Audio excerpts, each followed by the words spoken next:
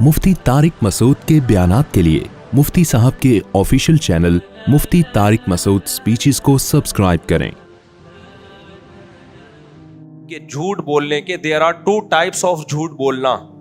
झूठ बोलने के कितने तरीके हैं? बोलो ना, 2 तरीके। एक तरीका यह है कि आप ये कहें कि फलां ऐसा है, फलां चोर है, फलां करप्ट है, फलां 2 नंबर है। ये एक तरीका है। एक बड़ा खानदानी तरीका है झूठ बोलने का, जो जुलेखा ने बोला। सोशल मीडिया पे ये दूसरा तरीका चल रहा है, बड़ा ही खानदानी। इससे झूठ 100% सच लगने लगता है।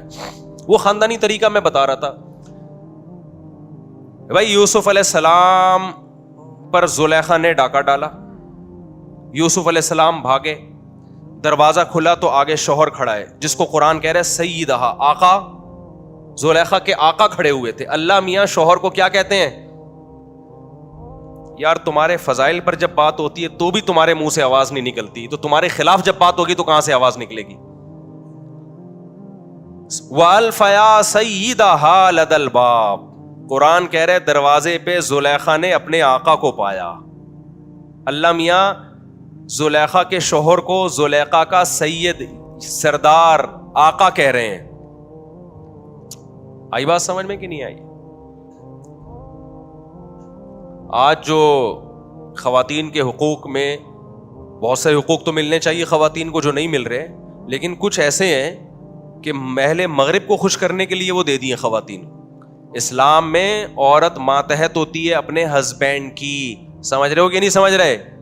और शौहर उसका आका होता है। हम ये नहीं कह रहे कि वो उसके पाँव की जूती होती है औरत, या उसकी कदमों की खाक होती है, हम ये नहीं कह रहे। हम कह रहे हैं घर का सरबरा कौन है भाई? मियां है, वो सरबरा मान लो आप उसको। अब देखो जुलेखा ने जो रिपोर्ट पेश की ना, अब ये जो जुलेखा का मियां था उसने जब देखा कि यार ये क्या हो रहा है, मेरी बीवी और ये नौजवान एक बंद कमरे में, ये क्या मसला है, तो जुलेखा ने ये नहीं कहा कि यूसुफ ने मुझ पे दस्तदराजी की है, ये मुझे गलत नीयत से माज़अल्लाह देख रहे थे, ये नहीं कहा। ये अगर इस तरह जुलेखा बोलती तो ये झूठ की पहली किस्म होती। ये झूठ बोलने का वो तरीका होता जिससे शक होता है कि पता नहीं सच कह रही है कि झूठ कह रही है। थोड़ी सी आवाज बढ़ा दें इसकी, पहले गूंज रही थी ना आवाज। जुलेखा ने कहा मा जज़ाउ मन अरादा बि अहलिका सूअन इल्ला अन युस्जना औ अज़ाबुन अलीम। ए मेरे आका, ए मेरे सरताज, मुझे आप ये बताइए कि आपकी बीवी पर अगर कोई गलत नीयत से हाथ डालने की कोशिश करे उसकी क्या सजा होनी चाहिए। ये झूठ की कौन सी किस्म है? झूठ बोलने का स्टाइल नंबर 2, कि ये तो बहस में पड़ो ही नहीं कि गलती मैंने की है या इसने की है, ये तो बहस ही गलत है। आप सजा बताएं कि इसकी सजा क्या होनी चाहिए। आपको झूठ बोलने का तरीका सिखा रहा हूं, अगर कभी पकड़े गए ना तो इस तरह से बोला करो झूठ।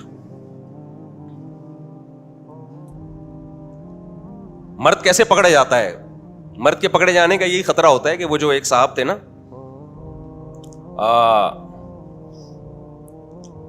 वो नहीं, किसी बच्चे ने अपनी अम्मी से पूछा कि जान कैसे निकलती है। अम्मी ने बच्चे से पूछा बेटा जान कैसे निकलती है? बच्चे ने कहा खिड़की से निकलती है। अम्मी ने कहा पता नहीं स्कूल में क्या पढ़ रहा है, क्या मतलब कह रहे थे भाई, जब आप घर में आने वाली होती है ना तो पड़ोसन घर में आई हुई होती है, जैसे ही आप दरवाजा नॉक करती हैं तो अब्बू बोलते हैं जान खिड़की से निकल जाओ। जान खिड़की से निकल। बच्चे बड़े होशियार होते हैं, इनसे होशियार रहा करें। देखो पकड़े गए कि नहीं पकड़े गए। तो जब भी पकड़े जाए ना, झूठ बोलने का एक दूसरा तरीका बता रहा हूं आपको मैं। झूठ बोलने का दूसरा तरीका जो जुलेखा ने इस्तेमाल किया, जुलेखा ने यह नहीं कहा कि ये मुझ पे दस्तदराजी कर रहा था, बंद कमरे में मुझे वरगला रहा था, बल्कि जुलेखा ने कहा मुझे एक बात बताओ कि कोई आम औरत को बुरी नीयत से देखे वो भी सजा का मुस्तहिक होता है, लेकिन एक नौजवान जिसको आपने घर में रखा, सारी जिंदगी पाला पोसा, शाहाना और बादशाहों वाली जिंदगी दी, वो आप ही की बीवी, ये नहीं कि महल में किसी और औरत पे डोरे डाल रहे हैं माज़अल्लाह, آپ ہی کی بیوی پہ ہاتھ ڈالنے کی کوشش کر رہا ہے, اس کی سزا بتائیں کیا ہونی چاہیے؟ مجھے فوراً جواب چاہیے, آنسر, اس کی سزا بتائیں آپ. الا ان یسجن او عذاب علیم, جیل میں ڈالنا ہے اس کو یا دردناک ہے, یہ آپ فیصلہ کریں گے. یہ ہے جھوٹ کی وہ قسم کے اگلے کو تحقیق کے قابل ہی نہ چھوڑو کہ غلطی کس کی ہے, سزا کا مطالبہ کرنا شروع کر دو. بالکل مولویوں پہ جو سوشل میڈیا پہ الزامات لگ رہے ہیں نا, ان میں بہت سے الزامات اس نوعیت کے لگ رہے ہیں, بہت سے الزامات اس نوعیت کے لگ رہے ہیں کہ ان مولویوں نے ایسا کر دیا, بتاؤ ان مولویوں کے ساتھ کیا ہونا چاہیے. بھائی تم پہلے فیصلہ تو کرو, یہ ان مولویوں نے کیا ہے یا تمہارے حکمرانوں نے کیا ہے یا تمہارے تعلیمی اداروں نے کیا ہے یہ کام؟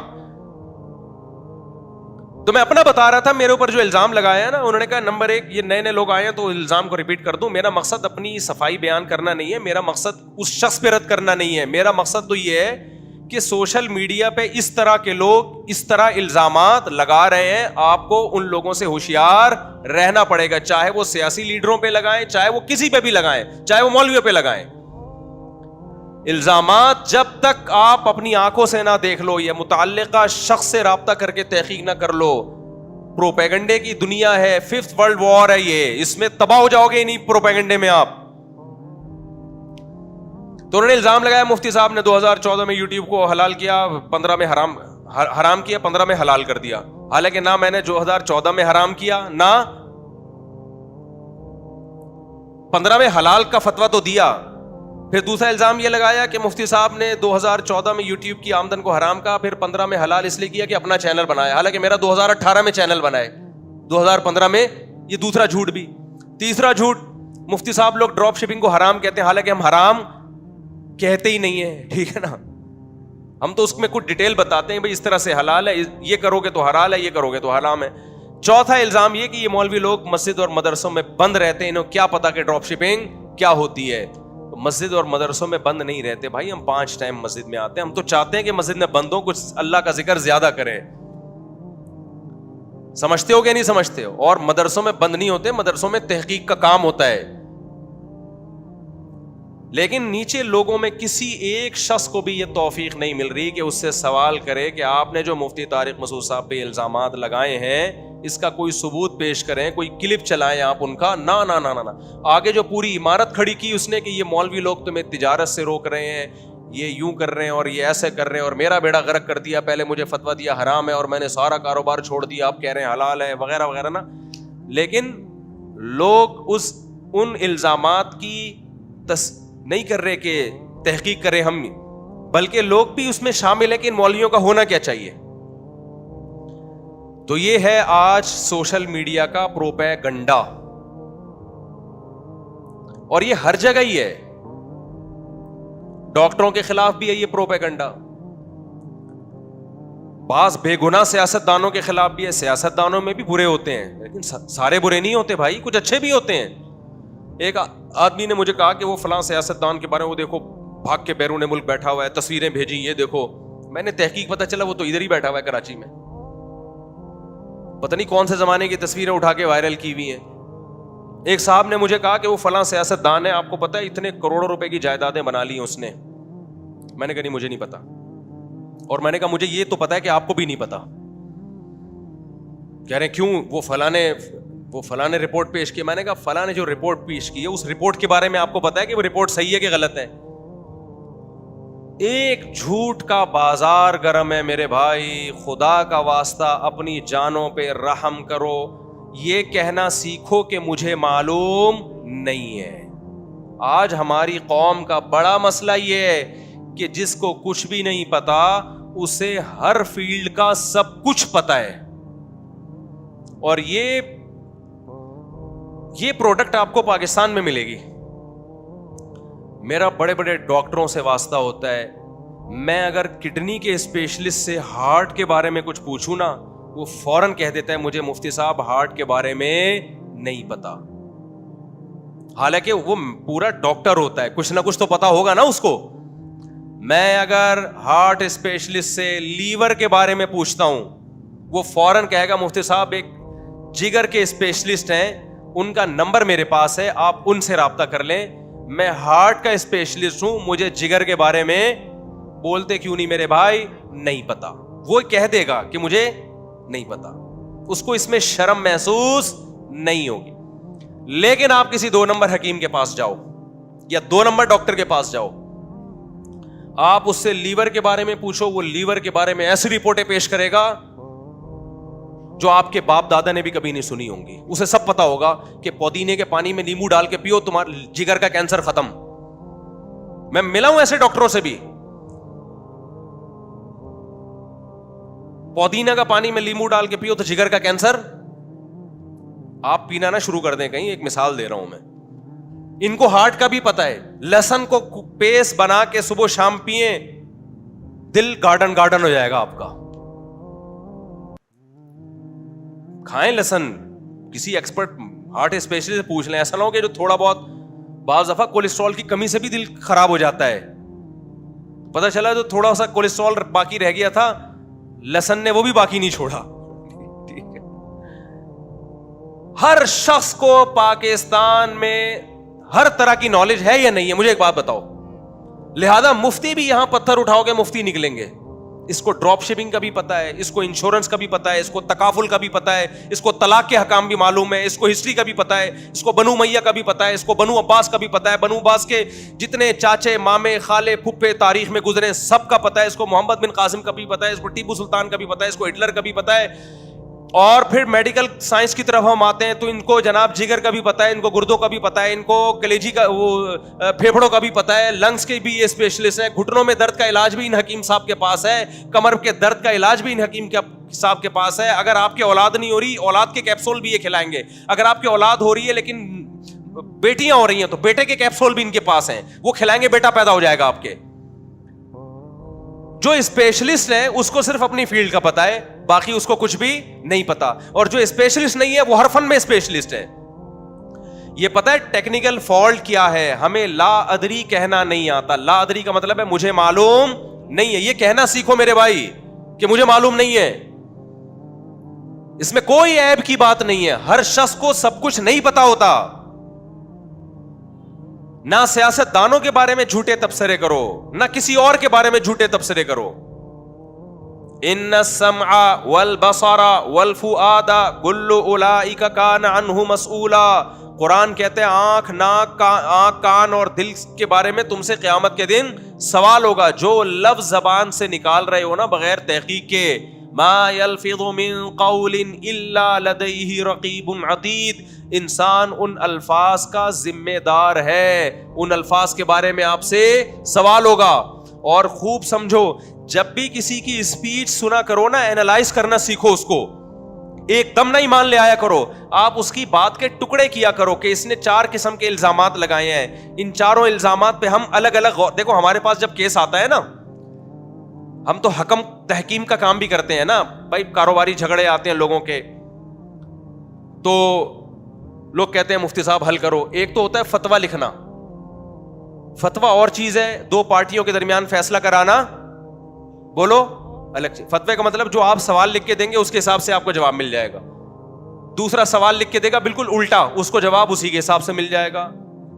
تو 2 الگ الگ فتوے چلے گئے کہ نہیں چلے گئے؟ لوگ کہتے ہیں مفتی صاحب اس کو یہ فتویٰ دیا, آپ نے اس کو الٹا فتویٰ دے رہے ہو. ہم کہیں گے بھائی جو اس نے سوال پوچھا اس کے حساب سے طلاق نہیں ہوئی, یہ کمبخت جو پوچھ رہا ہے اس کے حساب سے ہو گئی ہے. 2 الگ الگ فتوے جا رہے ہیں, سوال 2 الگ الگ آئے ہیں نا. ابے بھائی کیا کریں, کیسے سمجھائیں؟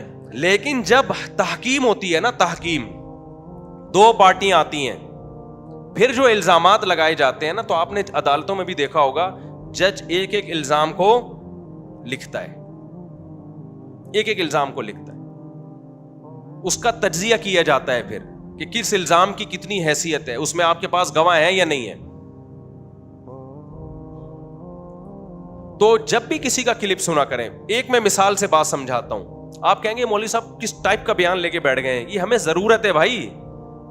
پروپیگنڈے سے متاثر نہ ہوا کرو. جب بھی کوئی دعویٰ کرے اس کے اسٹائل پہ مت جاؤ, اس کے رونے دھونے پہ مت جاؤ, اس کے چیخنے چلانے پہ مت جاؤ, اس کے جذبات پہ مت جاؤ. بعض اسکالر بڑے جذباتی ہو کے بیان کر رہے ہیں, یہ ایسے ہیں فلانا ایسے, لوگ کہتے ہیں وہ رونا شروع کر دیتے ہیں لوگ, یار یہ واقعی اتنا برا ہے یہ آدمی. او بھائی وہ جو دعوے کر رہا ہے دعوے برائے دعوے ہیں وہ. میں اکثر ایک واقعہ بیان کرتا ہوں. حضرت عمر کا دور حکومت تھا, کوئی جج تھے, ان کی عدالت میں ایک عورت آئی روتے ہوئے, اپنے شوہر پہ الزام لگا رہی تھی میرا شوہر ایسا ہے, میرا, بہت رو رہی تھی. تو جو کمرہ عدالت میں لوگ بیٹھے ہوئے تھے انہوں نے جج سے کہا کہ جج صاحب یہ عورت بڑی مظلوم ہے, آپ اس کے حق میں فیصلہ کریں. تو انہوں نے کہا بھائی رونا مظلومیت کی دلیل نہیں ہے.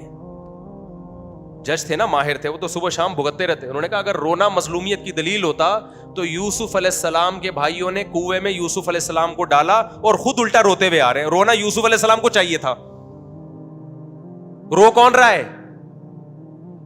بھائی رو رہے ہیں. وجاءوا اباہم عشاء یبکون, قرآن کہتا ہے شام کو ابا کے پاس آئے روتے ہوئے, رو رہے ہیں ہائے ہمارے بھائی کو کیا ہو گیا, ہائے ہمارے بھائی کو کیا ہو گیا, حالانکہ جھوٹ بول رہے تھے. تو رونا دلیل محبت نہیں ہے, نہ آپ کے برحق ہونے کی دلیل ہے, نہ جذباتی ہونا آپ کے برحق ہونے کی دلیل ہے. تو ہماری قوم میں بڑا مسئلہ میجورٹی میں یہ ہے کہ وہ جذبات سے متاثر ہو رہے ہیں. جب بھی کوئی الزام لگایا کرے اس کو تجزیہ کیا کرو کہ یہ بول کیا رہا ہے. میں ایک مثال دیتا ہوں, چونکہ آج کل علماء کے خلاف بہت پروپیگنڈا ہو رہا ہے یوٹیوب پہ. ایک صاحب ہیں ملحد قسم کے ہیں, ویسے اپنے آپ کو مسلم کہتے ہیں, وہ انہوں نے بڑے بڑے سائنسدانوں کی تصویریں لگائیں, آئنسٹائن کی, نیوٹن کی, بڑا جو ہے نا, اور بیچ میں مولانا طارق جمیل صاحب کی, اور کہا کہ دیکھو ان لوگوں کی یہ ایجادات ہیں, یہ کام کیے اور یہ کام کیے, اور یہ حوروں کی ٹانگوں کی حسن اور جمال بیان کرتا ہے یہ آدمی. نیچے لوگوں نے کہا یار یہ دیکھو مولوی کسی کام کے. مولانا طارق جمیل صاحب نے بسا اوقات حوروں کے حسن پہ بیان کیا نا, کہہ رہے ہیں یہ دیکھو یہ ڈاکٹر ہے اتنا بڑا, انگریزوں کے ساری تصویریں نا, یہ آئنسٹائن ہے, یہ نیوٹن ہے, یہ اتنے بڑے بڑے سائنسدان جنہوں نے یہ کیا, اور ہنس بھی رہا ہے اور کہہ رہے ہیں یہ حوروں کے. تو ہماری قوم ان کو فالو کر رہی ہے, ان کو چھوڑا ہوا ہے. سمجھ میں آئی بات؟ تو لوگ کہہ رہے ہیں بات تو صحیح ہے. یہ بات صحیح نہیں, وہ آپ کو الو بنا رہا تھا اور آپ الو بن گئے ہو. اس کو چاہیے تھا اپنی تصویر لگاتا مولانا طارق جمیل صاحب کی جگہ, اور پھر کہتا آئنسٹائن یہ کر کے گیا, نیوٹن یہ کر کے گیا, اور میں یہاں بیٹھ کے وہ کر رہا ہوں جس کو کراچی میں ایک لفظ کہتے ہیں لیکن وہ ممبر پہ استعمال کرنا جائز نہیں ہے. سمجھ رہے ہیں؟ تو کون سا کوئی پازیٹیو کام کر رہا ہے؟ یہ بات کوئی سائنسدان کرتا ہے نا کہ میں یہ کر رہا ہوں, میں یہ کر رہا ہوں, اور مولانا طارق جمیل صاحب حوروں کے فضائل سنا کے لوگوں کو بیوقوف بنا رہے, معاذ اللہ ان کی رائے میں. تو نے کون سا تیر, تو کیا چارٹرڈ اکاؤنٹنٹ بن گیا ہے, یا کوئی تو لیب میں تو نے کوئی پانی سے چلنے والی کوئی گاڑی ایجاد کر لی ہے تو نے؟ تو بھی تو کچھ بھی نہیں کر رہا. وہ حوروں کے فضائل بیان کر کے کم از کم زنا سے تو روک رہے ہیں نا لوگوں کو. تو آپ نے کیا تجزیہ کرنا ہے؟ ایسے فتنہ پرستوں سے ہوشیار رہیں, ان کو پروموٹ نہ کیا کریں. لوگ کہہ رہے ہیں لوگوں نے ان سے پازیٹیو کہا, واقعی یار یہ پروپیگنڈا ہے میڈیا کا. پہلی بات تو یہ کہ مولانا طارق جمیل صاحب کے 100 بیانات میں 2 بیان حوروں کے فضائل پر ہوں گے, 98 بیان حوروں کے فضائل پر نہیں ہے. 98 میں اخلاقیات سکھائی جا رہی ہیں جو اس یوٹیوبر کے پاس نہیں ہے, کہ کسی پہ طنز کیسے کیا جاتا ہے, کسی پہ اعتراض کیسے کیا جاتا ہے. ایک اخلاقیات کا شعبہ جو مولانا طارق جمیل صاحب نے شروع کیا تھا, جو مولویوں کا شعبہ ہے, وہ بھی آپ نے ختم کر دیا. اس سے سائنسدان تو پیدا نہیں ہوں گے, تھوڑی سی جو تمیز سوسائٹی میں باقی رہ گئی ہے وہ بھی مارکیٹ سے شارٹ ہو جائے گی. ہونا یہ چاہیے تھا کہ جب بھی کسی کا مقابلہ کسی سے کیا جاتا ہے تو جنس کا مقابلہ جنس سے کیا جاتا ہے. خوب سمجھ لو, جنس کا مقابلہ خلاف جنس سے کبھی نہیں کیا جاتا. مثال کے طور پر یہ ڈاکٹر اس نے یہ میڈیسن ایجاد کی, یہ ڈاکٹر اس نے یہ میڈیسن ایجاد کی, اور یہ میکینک آج تک اس نے کوئی دوا ایجاد نہیں کی ہے. وہ میکینک کہے گا میرا مقابلہ میکینکوں سے کروا میرے بھائی, تو ڈاکٹروں سے مجھے کیوں بھڑوا رہا ہے؟ ابے کیا ہو گیا تمہیں؟ سمجھ میں آ رہی ہے بات کہ نہیں آ رہی ہے؟ تو مولانا طارق جمیل صاحب کا مقابلہ آپ کو نیوٹن آئنسٹائن سے کروانے کی ضرورت نہیں ہے. آپ مولانا طارق جمیل صاحب کی تصویر لگاتے اور ہندوؤں کے پنڈتوں کی تصویر لگواتے اور سکھوں کے جو بھی ان کے مذہبی رہنما ہوتے ہیں وہ لگاتے اور پادریوں کی تصویر لگاتے. پھر آپ کہتے ہیں یہ پادری یہ گائیڈ کر رہا ہے, یہ پنڈت یہ کہہ رہا ہے, اور مولانا طارق جمیل صاحب کا بیان سنو وہ کیا کہہ رہے ہیں. پھر ہم کہتے ہیں یہ جو آپ مقابلہ کر رہے ہو مذہبی لیڈروں کا, مذہبی, آپ مسلمانوں کے مذہبی لیڈر کو دیکھو, نہا دھو کے جمعے میں تیار ہو کے آتے ہیں, نہا دھو کے سفید کپڑے پگڑی, اور آپ ہندوؤں کے پنڈت کی تصویریں لگاؤ ساتھ میں, عیسائیوں کے پادریوں کی لگاؤ. خدا کی قسم جو گیٹ اپ علماء کا اور جو روحانیت اور چہرے پہ اطمینان ان کے نظر آئے گا, کسی کے مذہبی لیڈروں میں آپ کو وہ روحانیت نظر نہیں آئے گی. اور اگر آپ نے نیوٹن اور آئنسٹائن کا مقابلہ کروانا ہے تو اپنے یونیورسٹیوں کے پروفیسروں سے کرواؤ. لمس یونیورسٹی کے پروفیسر کی تصویر لگاؤ وہاں پہ, آپ کراچی یونیورسٹی کے پروفیسر کی تصویر لگاؤ وہاں پہ کہ یہ کیا کر رہے ہیں اور یہ کیا کر رہے ہیں. سارا نزلہ کس پہ اتارا جا رہا ہے؟ مولویوں پہ ٹھڑک پوری کی جا رہی ہے اپنی. مجھے ایک بتایا وہاں اٹلی میں یا کہیں جرمنی میں کوئی پادری نے آنا تھا عیسائیوں کے, جس کے اٹلی میں ان کے پوپ آتے ہیں نا وہاں پہ. اب وہ عیسائی لوگ انتظار میں کھڑے ہوئے کہ ہمارے پوپ آئیں گے. ہمارے یہاں سے ایک عالم گئے, میں نام نہیں لینا چاہتا ہوں عالم کا, وہ شاید ناراض ہو جائیں. ان کا اتنا خوبصورت چہرہ, اتنی بڑی داڑھی ان کی, بڑے چہرے پہ ایک رونق. جب وہ اترے ہیں نا تو وہیں کے لوگوں نے مجھے بتایا اٹلی میں کہ عیسائی ان کو دیکھ کے حیران ہو گئے کہ یار یہ مسلمانوں کے مذہبی رہنما ہیں. یعنی وہ اپنے پادری کو چھوڑ کر کس کی طرف مائل ہو رہے ہیں؟ جو مسلمانوں کے مذہبی رہنما ہیں ان کی طرف مائل ہو رہے ہیں. تو پروپیگنڈا دیکھو کس طرح سے ہو رہا ہے. میں پھر بار بار کہتا ہوں, مجھے ان لوگوں پہ اعتراض نہیں ہوتا جو ایسے کلپ بناتے ہیں, تو پیڈ ہوتے ہیں, ان کے تو اپنے مفاد ہوتے ہیں. اعتراض آپ لوگوں پر ہوتا ہے بھائی جو ان کے پروپیگنڈے سے متاثر ہو جاتے ہیں. سمجھتے ہو کہ نہیں سمجھتے ہو؟ آپ یہ کہہ سکتے ہو کہ پھر ان مولویوں کی ہمیں ضرورت کیا ہے, جب نہ انہوں نے بلب ایجاد کیا, نہ یہ گاڑی ایجاد کر سکتے ہیں, نہ گاڑی کا پنچر لگا سکتے ہیں, یہ حوروں کے فضائل کے علاوہ کچھ بھی نہیں سنا سکتے, تو ان کی ہمیں ضرورت کیا ہے؟ مقابلہ نہ کرو آپ یہ اعتراض کر سکتے ہو. تو بھائی جو آخرت پر ایمان رکھے گا اس کو مولوی کی ضرورت ہوگی, جو آخرت پر ایمان نہیں رکھتا اس کو مولوی کی کوئی ضرورت نہیں ہے. اس کے لیے تو مولوی سے زیادہ بیکار طبقہ واقعی دنیا میں کوئی نہیں ہے. کیونکہ اگر آپ یہ اس نظریے کے قائل ہو کہ ہم نے مر کے مٹی ہو کے ختم ہو جانا ہے, تو پھر آپ واقعی میں کہتا ہوں مولوی سے بیکار طبقہ دنیا میں کوئی بھی نہیں ہے. پھر تو ضرورت ہی نہیں ہے, پھر تو قرآن کی بھی ضرورت نہیں, پھر تو پیغمبروں کی بھی ضرورت نہیں, پھر تو اسلام کی بھی ضرورت نہیں ہے.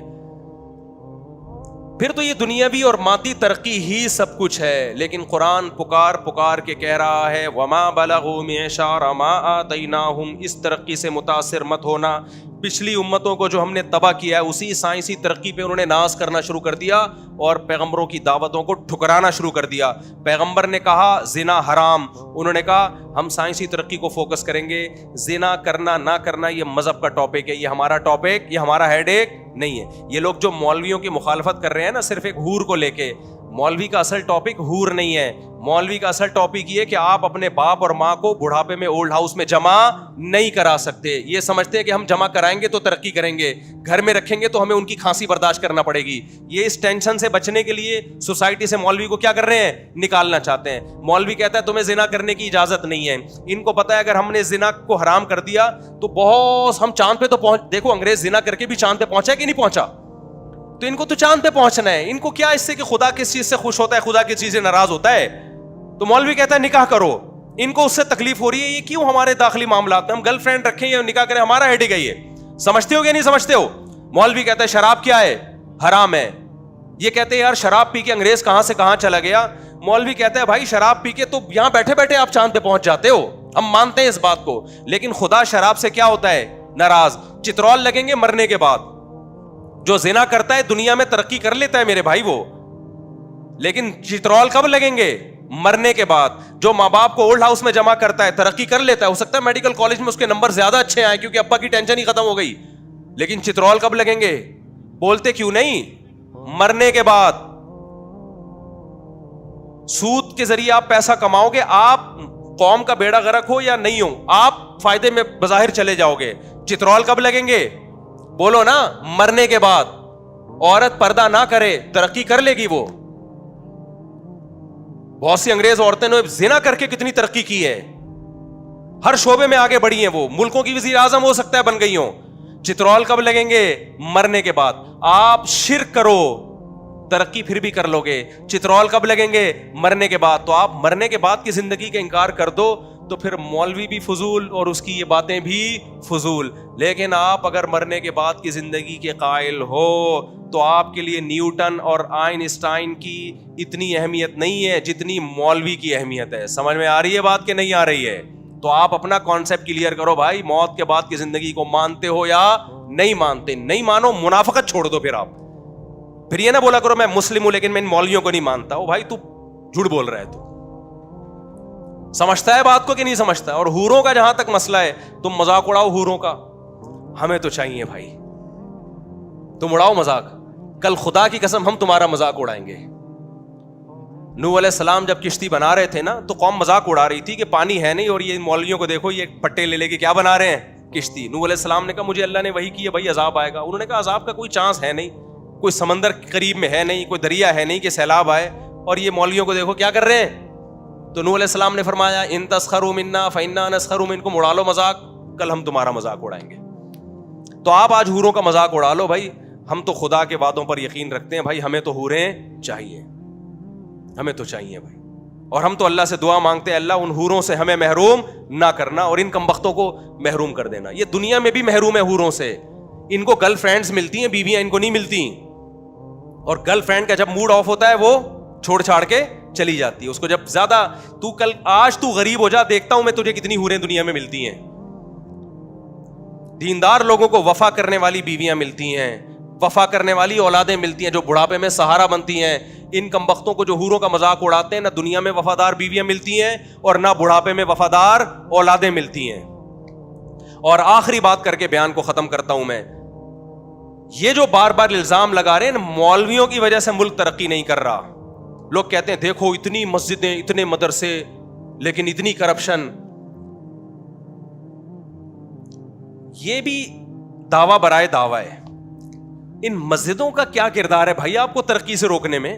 کسی کو دیکھا آپ نے مسجد میں امام کو بیٹھ کے ترقی کے خلاف تقریر کر رہا ہو؟ کسی کو دیکھا؟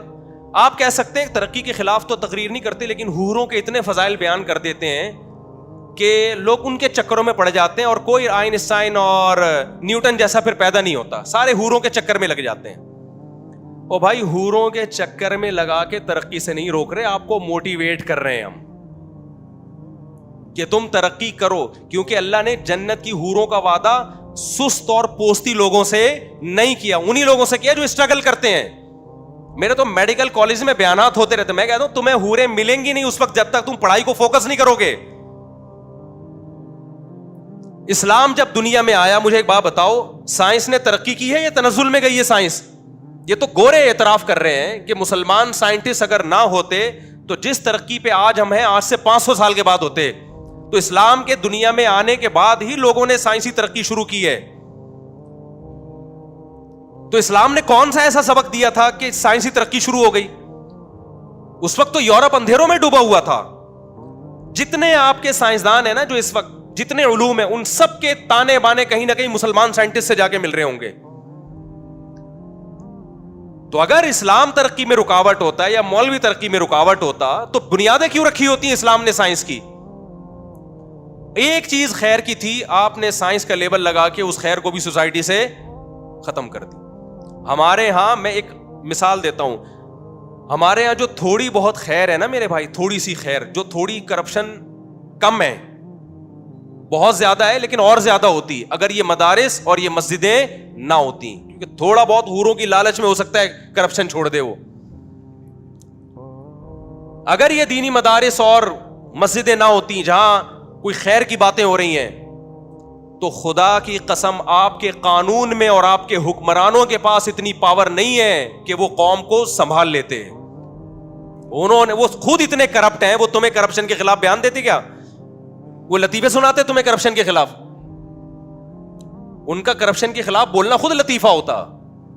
یہ تو تھوڑا بہت قبر کا عذاب کا خوف ہے جو لوگ دیانتداری سے کام لے رہے ہوتے ہیں. تو جب بھی میرے بھائی یوٹیوب پہ فیس بک پر کوئی بھی شخص بیٹھ کے فضول باتیں کر رہا ہو نا, تو اس کو پروموٹ نہ کیا کریں, اینالائز کیا کریں. نمبر 1, آپ نے یہ الزام لگایا, اس کا کیا ثبوت ہے آپ کے پاس؟ نمبر 2, آپ نے یہ الزام لگایا, اس کا کیا ثبوت ہے؟ نمبر 3, آپ نے یہ الزام لگایا, اس کا کیا ثبوت ہے؟ تاکہ آئندہ کوئی بولنے سے پہلے 100 دفعہ سوچے. سمجھ رہے ہو کہ نہیں سمجھ رہے ہو؟ اللہ تعالیٰ سمجھنے کی اور کھوپڑی کو استعمال کرنے کی توفیق دے.